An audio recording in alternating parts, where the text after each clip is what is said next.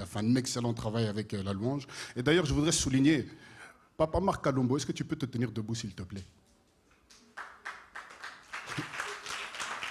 La réalisation de la belle vidéo que vous avez vue, c'est le travail de monsieur. Voilà, on a des talents qui se cachent bien à El Shaddai et puis un jour ça sort comme ça. Ben, merci beaucoup. Voilà. Et donc, on a un président de culte aujourd'hui. Et comme ce sont des enfants qui travaillent avec nous aujourd'hui, dans ce week-end, je vais appeler notre président pour ce deuxième culte, M. Liam Louboy.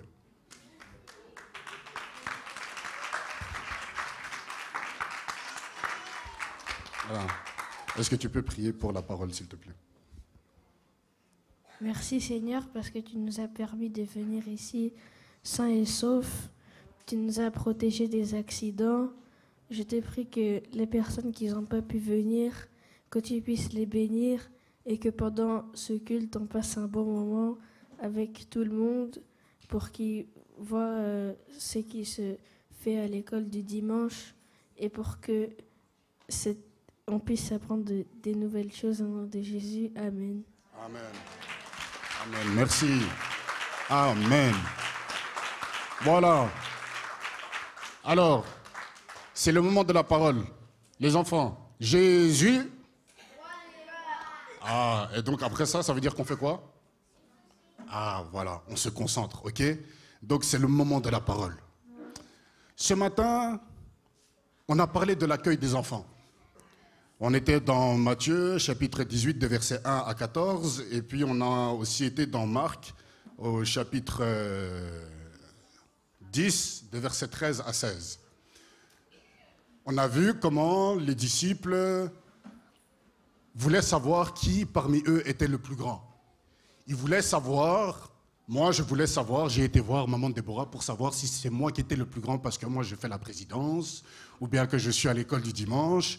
Et puis papa Charles est venu derrière moi, il a dit « Ah non, moi je fais telle et telle autre chose. » Et puis Magali, elle m'a dit « Non, non, moi j'ai prêché dimanche passé, c'est moi qui est la plus grande. » Mais non, Jésus a dit, il a pris un petit enfant, « Déborah, tu viens avec moi, viens. » Et il a fait quelque chose d'intéressant, il a mis l'enfant au milieu. L'enfant qui en général est derrière parce que faut laisser les adultes s'occuper des choses sérieuses, des choses importantes. Il a pris l'enfant, il l'a mis au milieu. Et moi, j'ai réalisé à ce moment-là ce que disait Magali quand elle disait qu'on est nourri à l'école du dimanche, même si on n'est pas dans la salle. C'est vrai. Avec eux, je réalise beaucoup de choses. Je me suis rendu compte qu'en faisant ça, en fait, Jésus remettait les enfants au centre du projet de... Voilà, c'est bien. Il remettait les enfants au centre du projet pour l'humanité. Les enfants qui sont souvent laissés de côté. Je racontais une petite anecdote ce matin pour dire que Jésus n'était pas obligé de prendre cet enfant. Il aurait très bien pu parler des enfants sans prendre un enfant en exemple, sans le prendre physiquement. Mais il fait le geste. Il prend l'enfant, il le met au milieu. L'enfant qui est laissé à l'extérieur, il le prend, il le met au milieu. Regardez-le, cet enfant que vous ignorez, cet enfant que parfois, n'est-ce pas que ça nous arrive parfois dans nos maisons, on est là, qu'on s'en est occupé, et puis on entend un silence comme ça, et c'est là qu'on panique. Parce qu'on sait toujours qu'un enfant dont on n'entend plus rien, c'est qu'il est en train de faire quelque chose qui n'est pas bon. Vous voyez le truc? Et puis quand on se retourne, c'est juste pour constater. Mais là, Jésus, qu'est-ce qu'il fait? Il amène cet enfant, il le met au projet, au cœur de son projet. Amen. Et c'est ce qu'on a vu, c'est que nous ne devons pas, merci beaucoup monsieur, nous ne devons pas, on peut l'applaudir, nous ne devons pas mépriser les enfants. On ne doit pas les laisser de côté, mais au contraire, on doit les inclure, on doit les impliquer.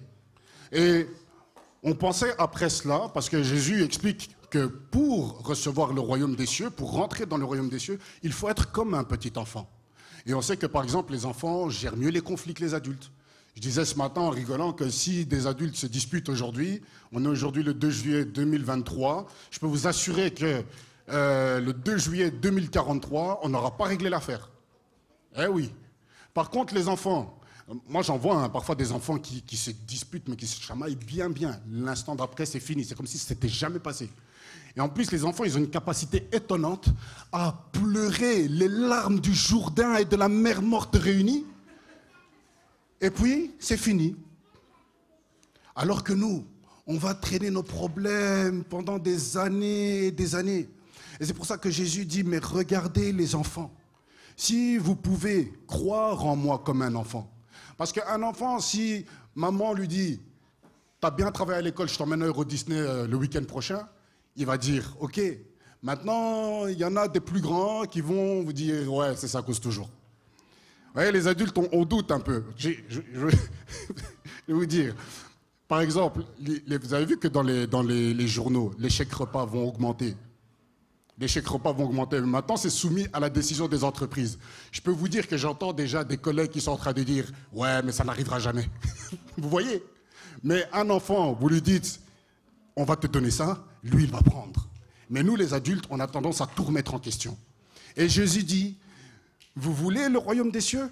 Vous voulez être plus grand? Eh bien, soyez humbles comme les enfants. Acceptez mes paroles comme les enfants. Faites confiance comme des enfants. Gérez vos conflits comme des enfants. » Maintenant, entre parenthèses, si vous pouvez éviter les conflits, c'est encore mieux. Hein? Alors ça, c'est ce qu'on a vu ce matin. Et on a vu également qu'il ne faut pas empêcher les enfants de venir à Dieu. Et c'est dangereux, en fait, pour un parent, empêcher un enfant de venir à Dieu. Et qu'est-ce que ça veut dire? Aujourd'hui, on ne peut pas se mettre à courir comme les enfants l'ont fait pour aller vers Christ. Mais un enfant qui vient vers vous et qui vous dit « Ah, j'ai envie d'aller à l'église » ou, chers parents, s'il arrive un dimanche où vous n'avez pas la force, vous dites « J'ai vraiment pas la force d'aller à l'église aujourd'hui ». Mais qu'un enfant vient vous dire « Ah, je dois aller à l'école du dimanche ». Eh bien, selon la parole, il vaudrait mieux pour vous prendre votre courage et le minimum de force qui vous reste et emmener l'enfant à l'église. Parce que le Seigneur dit « N'empêchez pas les enfants de venir à moi ». Dire à un enfant « je suis fatigué », c'est l'empêcher de s'approcher du Seigneur. Dire à un enfant « j'ai pas le temps » quand il vient vous poser une question, quand il vient vous demander la prière, quand il vient vous dire « tiens, est-ce que tu peux m'expliquer ce que dit la parole ?» c'est l'empêcher de s'approcher du Seigneur. Quand vous voyez aujourd'hui comme on est plein comme ça avec les enfants, quand les enfants qui sont arrivés bien à l'heure, on vient leur demander maintenant de se lever pour laisser la place à un adulte qui est arrivé en retard, alors qu'à la semaine, pour aller chercher l'argent dans le monde, il est toujours bien à l'heure. C'est empêcher l'enfant de s'approcher du Seigneur. Parce que moi, personnellement, quand je suis arrivé bien à l'heure et qu'on vient me dire « faut laisser la place au retardataire », appelons un chat un chat, eh bien, c'est frustrant. Et qu'est-ce que ça risque de causer? Oh, bah, de toute façon, ça ne s'adresse pas à moi, j'ai pas envie. La semaine prochaine, je n'y vais pas. Et c'est important, ces choses-là. Ce sont des petites choses, hein, mais ce sont des choses pratiques qui vont nous permettre de nous éviter des maux de tête. Parce que quand va arriver le moment où ils auront le choix de venir ou pas à l'église, alors ça va nous éviter d'avoir des enfants qui vont vous dire « Ah non, je ne viens pas ce matin ». Ce sont des choses importantes. Pensons-y. Alors cet après-midi, nous continuons dans la parole avec quelque chose que l'on connaît bien, une histoire que l'on connaît bien, un fait que l'on connaît bien, qui se trouve dans le livre de Jean, au chapitre 6, des versets 1 à 13. Alors, je vais appeler Esther. Elle est en train de... Alors, ah oui, Ebenezer et Nathan, vous venez?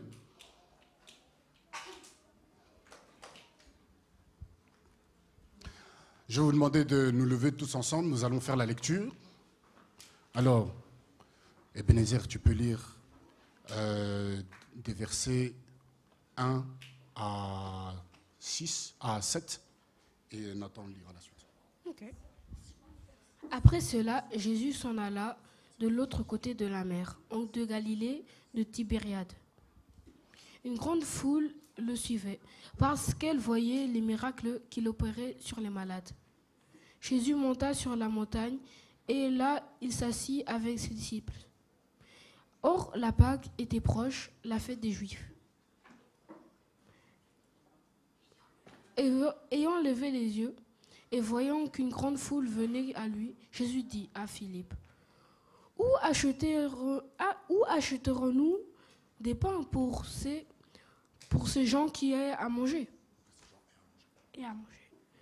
Il disait cela pour l'éprouver, car il savait ce qu'il allait faire. Philippe lui répondit, les pains qu'on aurait pour 200 deniers ne suffiraient pas pour que chacun en reçût un peu.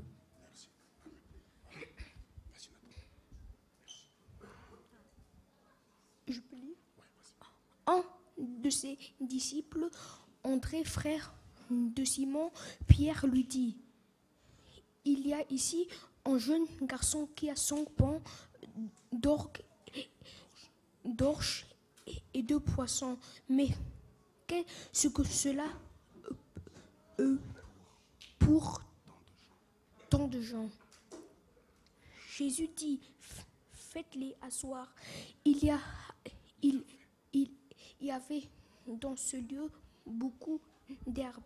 Ils s'assirent donc au nombre d'environ 5000 hommes.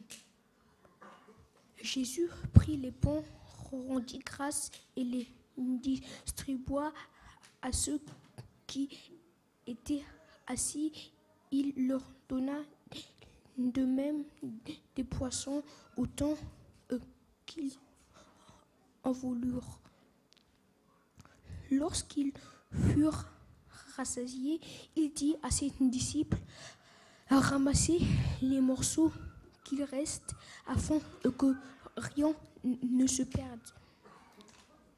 Ils les ramassèrent donc et ils rempliraient 12 paniers avec les morceaux qui restaient des 5 pains d'orge après que tout auront mangé. Amen. Merci beaucoup. Amen. Merci à vous les garçons. Alors les enfants, vous vous souvenez, on a vu ça ensemble. Qu'est-ce qui s'est passé? Qu'est-ce qui s'est passé? Oui. Du début de l'histoire. Qu'est-ce que tu as compris? Il y avait un petit garçon qui avait 5 pains et 2 poissons. Et ils n'avaient pas assez à manger pour tout le monde. Voilà. Amen.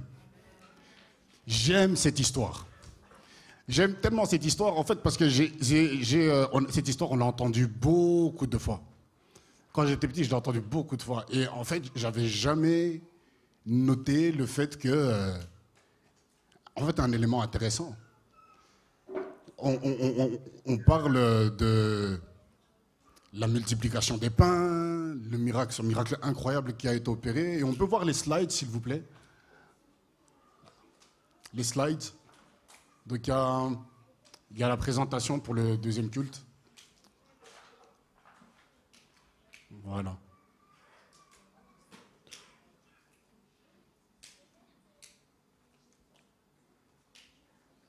Donc, c'est un passage que l'on connaît très bien et sur lequel on s'est souvent focalisé sur le miracle en soi.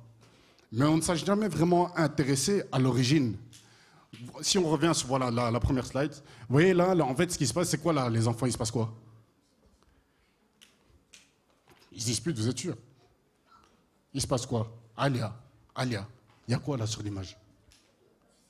Toi, tu sais? Dis-moi. C'est qui?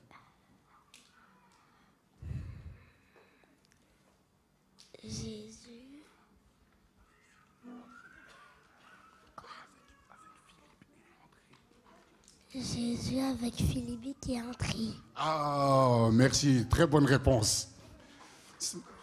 C'est Jésus avec Philippe et André. Et c'est intéressant parce que, en fait, ce que j'ai aimé dans ce passage, c'est ce passage-là, on le retrouve également dans Marc.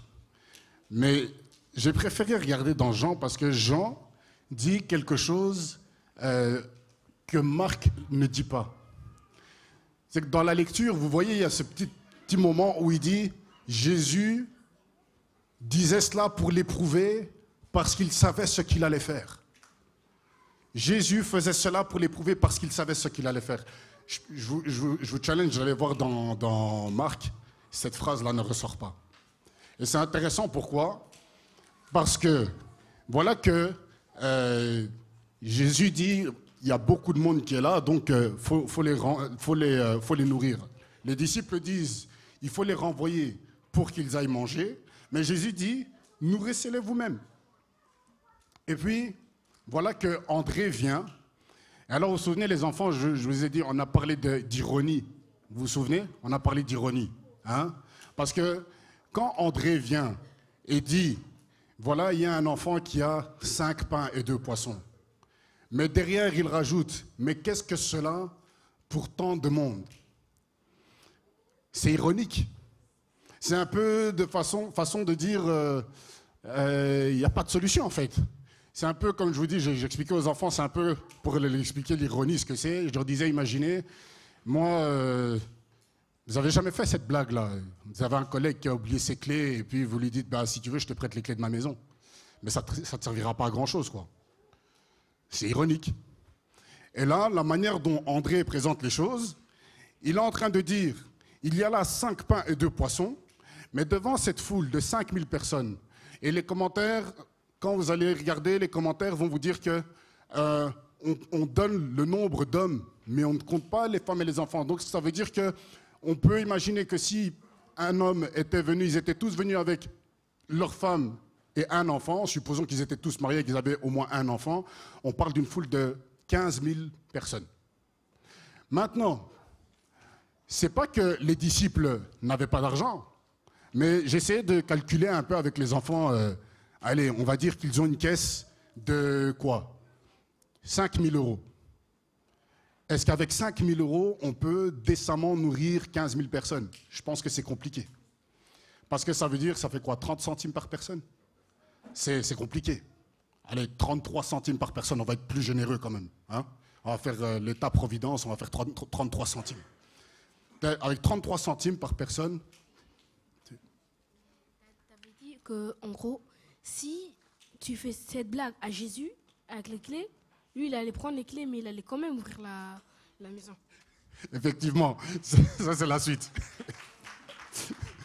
Et toi, tu balances des trucs comme ça, c'est entre nous, ça. Oui, Nathan. Mais quand même, mais il y a dans des pays qu'on peut acheter en pompes avec 33 cents. Ok, d'accord. Il a tout à fait raison, pardon. Il y a peut-être des pays où, mais nous ici, on est ici au Luxembourg. Hein. Donc moi, je parle pour nous. 33 centimes au Luxembourg pour manger pour une personne, c'est compliqué. D'accord? Maintenant, effectivement, comme a dit Ebenezer, ce qu'il y a, c'est que, et c'est ça que on va voir. Jésus sait, et c'est pour ça que j'aime Jean. Parce que Jean dit, Jésus fait ça pour les mettre à l'épreuve parce qu'il sait ce qu'il va faire. Autrement dit, Jésus sait déjà qu'André va venir et qu'André va quelque part un peu dire de façon ironique, ben voilà, on est 15 000, il y a 5 pains et 2 poissons, bon on fait quoi maintenant? Jésus le sait. Et comme Ebenezer le disait, effectivement, oui, si moi je leur ai dit que si maintenant moi j'avais fait cette blague-là à Jésus, dire il y a mes clés, sans doute qu'il aurait réussi à ouvrir. Pourquoi? Parce que c'est ce que Jésus fait après. Et il dit, faites-les asseoir. Et il les fait asseoir par petits groupes. Je ne sais pas si on peut voir la slide suivante. Et voilà donc que maintenant cet enfant-là. Alors, les commentaires nous disent ceci. En tout cas, des commentaires que j'ai trouvés disent que la portion de 5 pains et 2 poissons, c'était en fait une portion que le donnait à l'époque, que l'État donnait aux orphelins. Et donc, la Bible ne nous dit pas que c'est un orphelin, mais de par ce fait-là, on peut supposer que c'est un orphelin.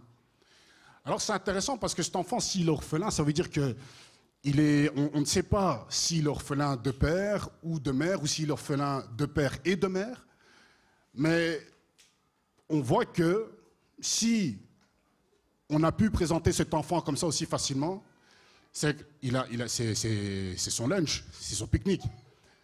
Il n'y a pas de parent qui est là pour dire « mais qu'est-ce que vous faites avec la nourriture que j'ai prévue pour mon enfant ?» Moi, j'essaie de me mettre un peu à la place d'un parent dont on vient prendre la nourriture de son enfant pour aller nourrir je ne sais pas qui, autrui. Ah, je lui ai dit, je ne pense pas que j'aurais laissé faire.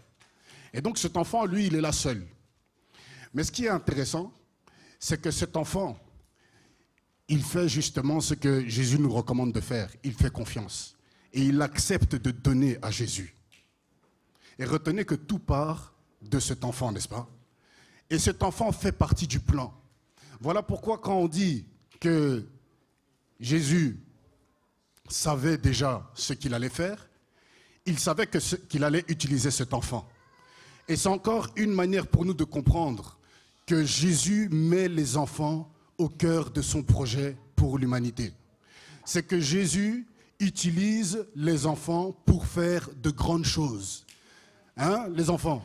Jésus veut travailler avec vous pour faire de grandes choses. Alors aujourd'hui, ce n'est peut-être pas des pains et des poissons que vous pouvez donner à Jésus, mais qu'est-ce que vous pouvez donner à Jésus pour que Jésus travaille avec vous aujourd'hui? Auristel? Voilà. Notre intelligence. L'intelligence, effectivement, oui. Notre cœur. Effectivement, mais dis-moi. La louange. Ah voilà, vous pouvez donner vos lèvres pour louer, mais vous pouvez donner vos lèvres aussi pour faire quoi? Prêcher ou... Ah, pour prêcher. Non, mais Ok, pour prêcher. Effectivement, aujourd'hui, on peut donner ses lèvres pour prêcher. On peut donner ses lèvres pour prêcher alors pas forcément à des foules, mais Kelly.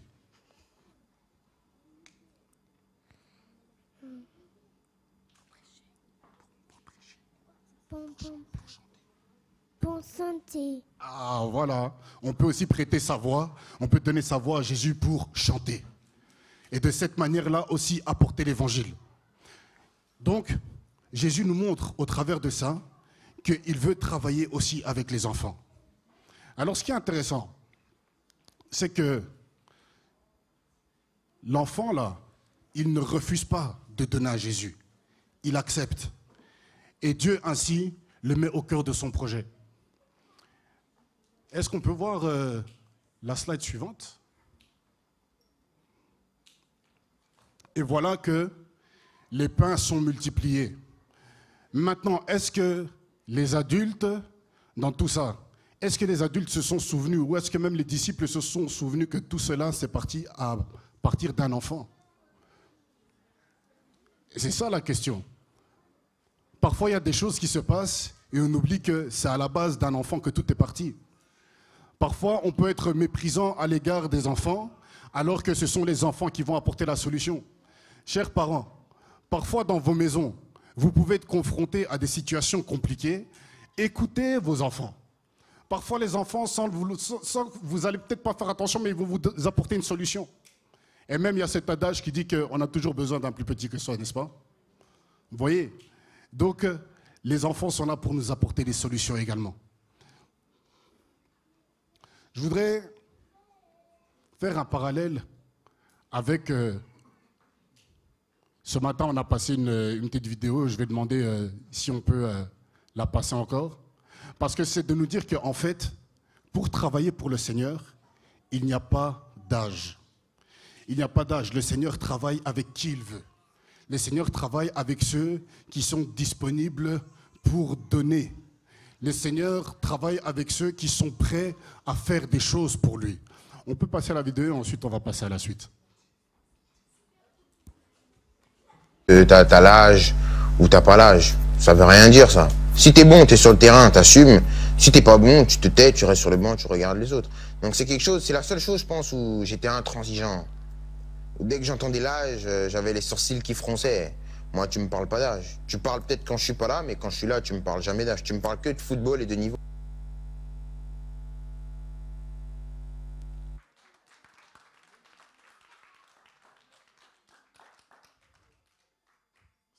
Cette vidéo, elle est intéressante parce que je disais ce matin à Pasteur Elie que moi, j'aurais bien vu le roi David parler comme ça au roi Saül.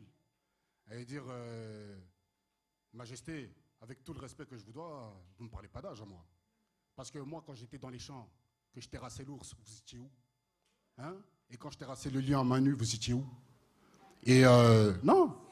Et on a vu une leçon avec les enfants où je m'étais une fois couché par terre pour leur montrer la taille de Goliath et également d'un ours. Parce que moi, à 9 ans, à l'âge de 9 ans, véridique, hein, à l'âge de 9 ans, j'ai vu un ours debout devant moi. On l'a sorti de sa cage et on l'a fait lever devant moi. J'ai regardé comme ça. J'ai dit, franchement, un ours, ça fait plus de 3 mètres. Alors, vous voyez, David, l'assurance qu'a ce garçon-là, que vous connaissez tous, et c'est la même assurance que David avait. Parce que David avait expérimenté. Il savait que quand il était dans les champs, Dieu l'avait protégé.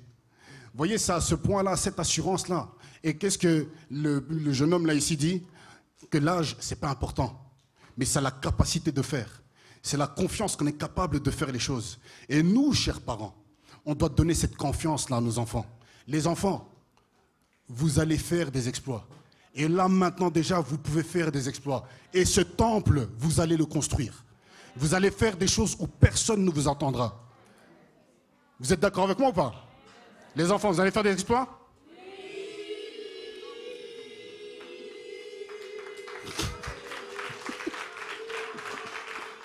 Winner, winner, il est où Winner? Winner, lève-toi. Avec un nom comme le tien, tu dois faire des exploits. Tu es un champion, tu es un vainqueur, c'est dans ton nom. Hein? Tu vas faire des exploits, ok? Vas-y, on peut l'applaudir.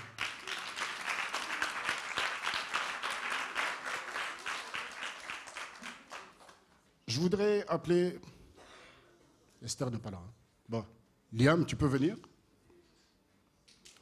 On va lire ensemble un passage.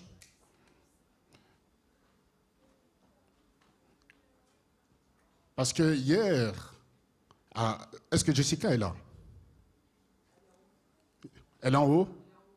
Ah, c'est dommage. Alors bon, qui était dans son équipe hier? Dans l'équipe de Jessica? Tu étais dans l'équipe de Jessica? Oui? D'accord. Tu as bébé, hein? J'aurais voulu te mettre à contribution. Ah, tu étais dans les... Ah, Papa Mali. Ah, c'est encore mieux. C'est encore mieux, s'il te plaît. Viens. Alors aujourd'hui, on met tout le monde à contribution. Toi, tu vas lire après, mais je vais te demander, Papa Mali, je vais te demander...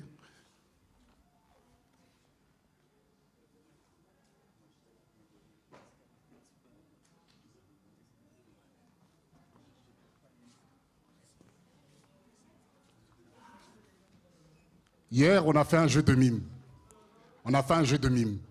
Et on va parler de quelqu'un, et je voudrais qu'il le refasse parce que c'était dans leur équipe. Pedro aussi, il est dans votre équipe? Pedro, alors viens.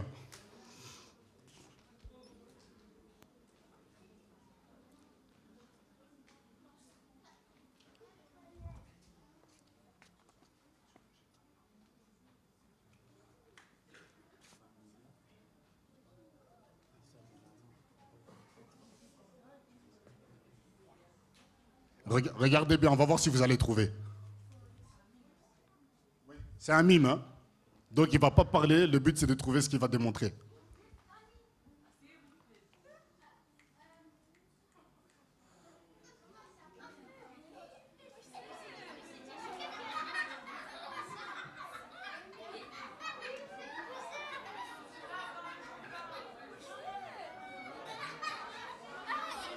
Alors, qui c'est?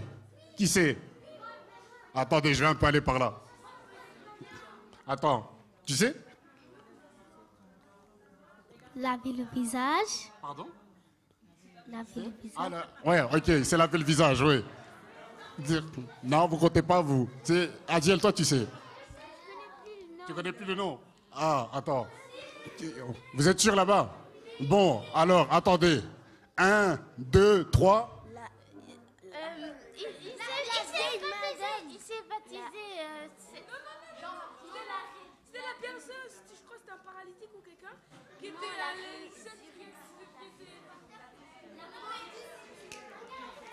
L'aveugle. C'est l'amant. Là.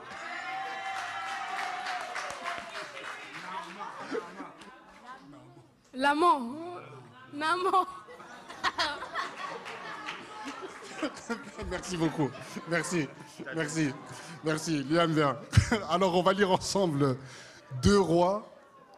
2 Rois, chapitre 5. Est-ce qu'on peut avoir 2 Rois, chapitre 5? Voilà. Alors, tu peux lire les 5 premiers versets. Naaman, chef de l'armée du roi de Syrie, jouissait de la faveur de son maître et d'une grande considération. Car c'était par lui que l'Éternel avait délivré les Syriens, mais cet homme fort et vaillant était lépreux.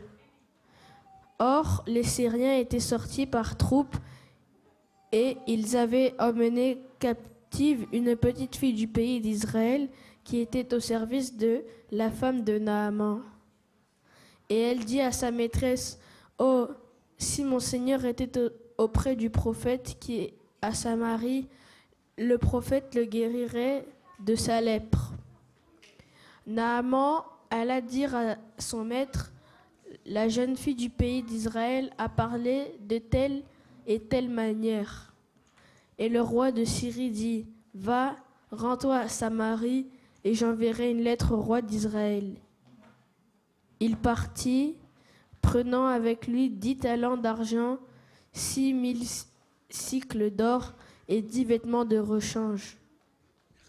Amen. Merci beaucoup. Amen. Alors, pourquoi est-ce qu'on parle du général Naaman? Est-ce que vous avez noté quelque chose? Est-ce que vous avez noté quelque chose dans ce qu'on vient de lire?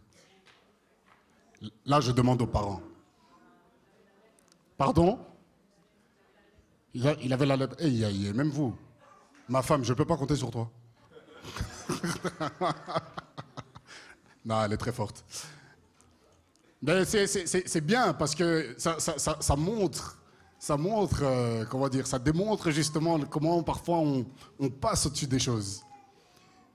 Abi, t'avais levé la main?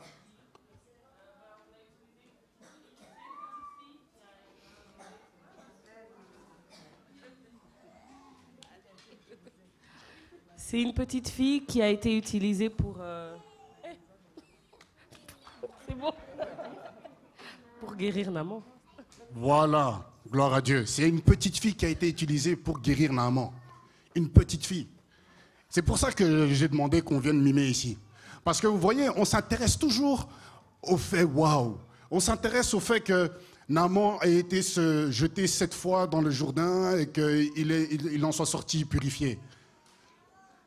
Mais on s'intéresse rarement à la petite fille. On s'intéresse au fait que Jésus a multiplié les 5 pains et les 2 poissons. Mais on s'intéresse rarement à ce petit garçon. D'ailleurs, on ne connaît même pas leur nom. On ne connaît pas le nom de cette petite fille. On ne connaît pas le nom de ce petit garçon. Mais les deux ont été utilisés pour sauver, pour guérir. Les enfants, Dieu veut vous utiliser vous aussi pour sauver et pour guérir. Là où vous êtes, Dieu veut vous utiliser. Amen. Alors, voilà pourquoi nous, en tant qu'Église, nous ne devons pas laisser nos enfants de côté, mais il faut leur apprendre.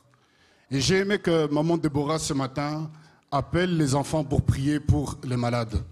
Parce que si on ne leur apprend pas maintenant à faire ces choses-là, il ne faut pas s'attendre à ce qu'ils les fassent plus tard. Ça deviendra compliqué.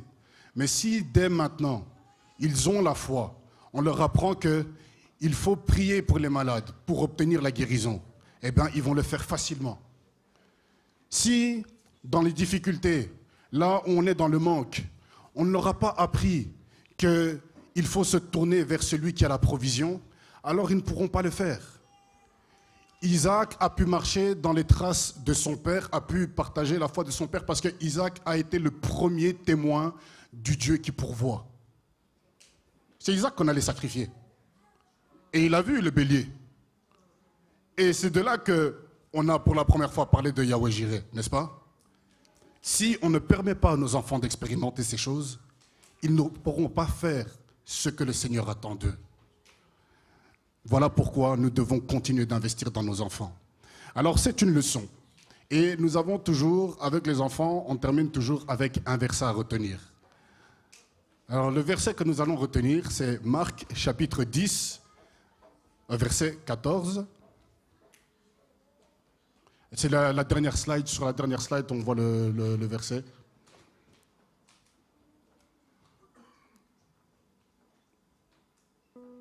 Est-ce qu'il y a quelqu'un qui connaît Marc chapitre 10, verset 14? Parce qu'on va faire l'exercice, on l'a fait ce matin. Les enfants, vous connaissez? Lesquels de vous? Dites-le ensemble. Laissez les enfants venir à moi. Laissez donc les petits enfants. Attends, de toute façon, c'est pas lui. Ah, laissez donc les petits enfants venir à moi. Ne les empêchez pas, car le royaume de Dieu appartient à ceux qui leur ressemblent. Amen. Alors, Marc chapitre 10, 14, on peut le dire tous ensemble. Laissez donc les petits enfants venir à moi. Ne les en empêchez pas, car le royaume de Dieu appartient à ceux qui leur ressemblent. Maintenant, les parents, vous avez bien retenu? Vous êtes sûrs? Andrea, elle me regarde déjà, elle a peur. Ok, alors maintenant, on va faire l'exercice. On va faire l'exercice. Voilà, on reste sur ce slide-là, qui est la vérité centrale de notre message. C'est que le Seigneur aime les enfants. Et maintenant, on va faire l'exercice. Vous avez dit que vous avez retenu, hein? Oui. Donc maintenant, quel est le parent qui peut me réciter le verset? On va faire autrement. Je veux un parent volontaire. Un parent volontaire. Mais les parents, vous avez tous dit que vous avez retenu. Ok, maman Andrea. Laissez les petits enfants venir à moi, car le royaume des cieux... Non, laissez les petits enfants venir à moi, ne les empêchez pas, car le royaume des cieux les appartient.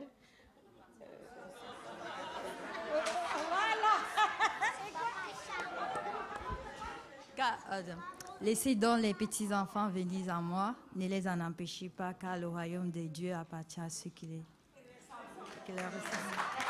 Amen, amen, amen, amen, amen, amen. Voilà.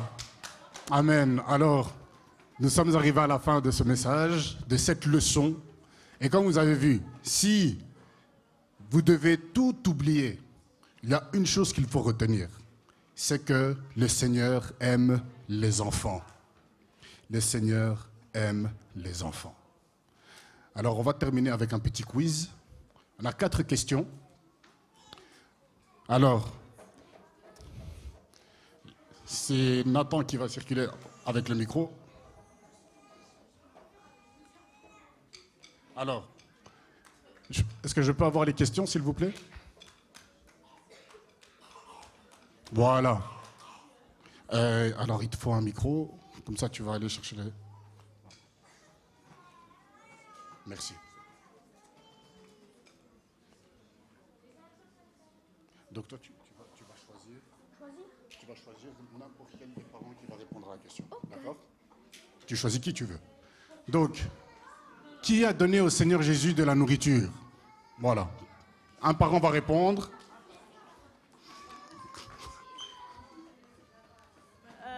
C'est là-bas. Là-bas. Moi, je suis monitrice. Là-bas. Ah non, j'ai dit tu choisis tout qui tu veux, Nathan. Oh, mon Dieu. Alors, je relis la question. On écoute bien la question. Qui a donné au Seigneur Jésus de la nourriture? C'est un enfant. Amen. Question suivante. Nathan, tu choisis qui tu veux. Ne te laisse pas influencer. Hein. Est-ce que moi j'ai le droit de choisir des enfants? Non, c'est les parents. Faut répondre, c'est les parents. C'est les parents. Parce que les parents, on se met d'accord. Si vous répondez mal, les parents, si vous répondez mal, vous venez en stage à l'école du dimanche. Hein. On va faire du recyclage. Hein. Alors, de quoi se composait Attendez les enfants, attendez. Attendez. De quoi se composait le repas du petit garçon? Ah, papa Yoshua, voilà un parent motivé. Ah ben.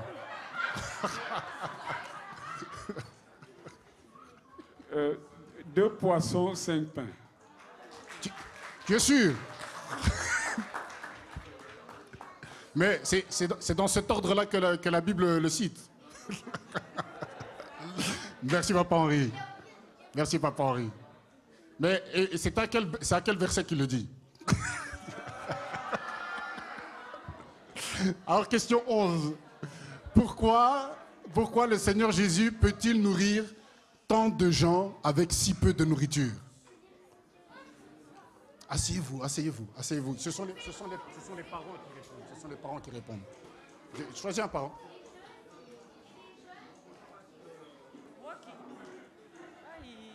Pourquoi le Seigneur Jésus peut-il nourrir tant de gens avec si peu de nourriture? Parce qu'il a fait un miracle. Enfin, la question est mal formulée, je suis désolée. Parce qu'il est Dieu. Il est Dieu. Il est le Dieu de multiplication. Voilà, c'était la réponse qu'on attendait. Parce que sinon, derrière, j'allais te demander alors pourquoi est-ce qu'il est capable de faire des miracles. Alors, la dernière question. Vraiment, celui qui répond à cette question, en tout cas, il aura notre admiration éternelle. Si tu as mis ta confiance en Jésus, que peux-tu lui donner?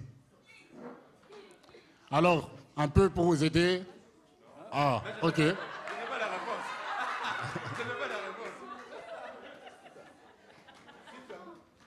On a vu que le petit garçon, en toute confiance, a donné son lunch, son déjeuner à Jésus. Ok? Et j'ai été voir les enfants pour leur dire, bah, aujourd'hui, c'est peut-être pas des pains et des poissons, mais vous pouvez faire autre chose. Vous pouvez donner autre chose. Ben, notre vie.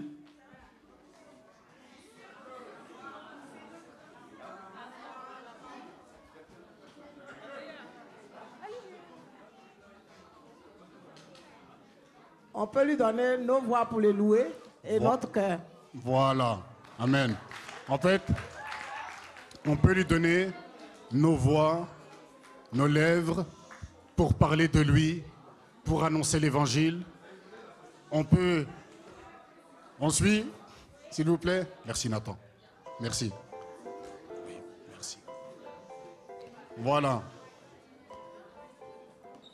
Alors effectivement, aujourd'hui, ce n'est peut-être pas du pain et des poissons, mais on peut donner de nos dons, de nos talents à Jésus pour l'avancement de son œuvre. Hein, les enfants? Les enfants? Jésus? Ok. Donc, aujourd'hui, c'est peut-être pas du pain et des poissons, mais vous pouvez donner votre jeunesse à Jésus. Vous pouvez donner votre énergie à Jésus. Vous pouvez donner votre bouche pour annoncer l'évangile. Vous pouvez donner votre bouche parce que c'est qui va apporter... Donne-moi le nom de ton copain à l'école, il s'appelle comment? Pascal. Pascal, ok. Qui va parler de Jésus à Pascal? Moi. Ah, et tu vas parler de Jésus à Pascal comment? Avec quoi? Avec ma voix. Ah, voilà.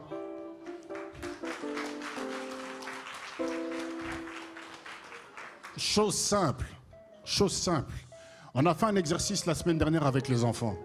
Je leur ai demandé à tour de rôle de me donner le nom d'un ami à qui ils voudraient annoncer la bonne nouvelle.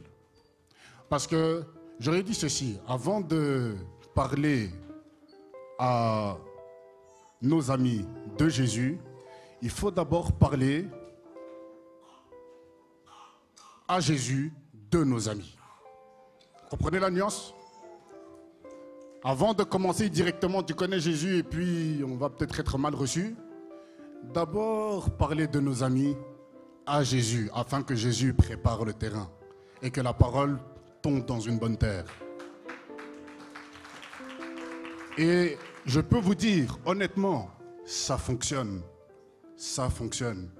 Et c'est important que l'on passe du temps avec nos enfants. On peut prendre du temps à la maison avec nos enfants, prier avec eux. Vous voyez ces choses-là qu'on peut faire ensemble à la maison. Prendre du temps. Vous prenez des noms pour qui tu veux compris. Et puis eux, ils vont aller faire le travail à l'école. Ils vont aller faire le travail au foot. Et nous, on va faire le travail sur notre lieu de travail. Et puis comme ça, bon, aujourd'hui c'est déjà même difficile pour s'asseoir, mais il va encore plus gonfler les places. Et puis il va falloir écarter les murs. Alors le but, c'est pas de dire on a une grande église, mais le but, c'est de pouvoir dire Seigneur, nous sommes en train de faire ta volonté, les âmes sont en train de venir à toi, et les enfants sont impliqués dans ce projet. Je disais ce matin que moi j'ai vu un enfant, j'ai vu un enfant de 2 ans qui a réussi à faire venir 12 personnes, 12 adultes à un événement d'évangélisation. Et vous savez pourquoi ?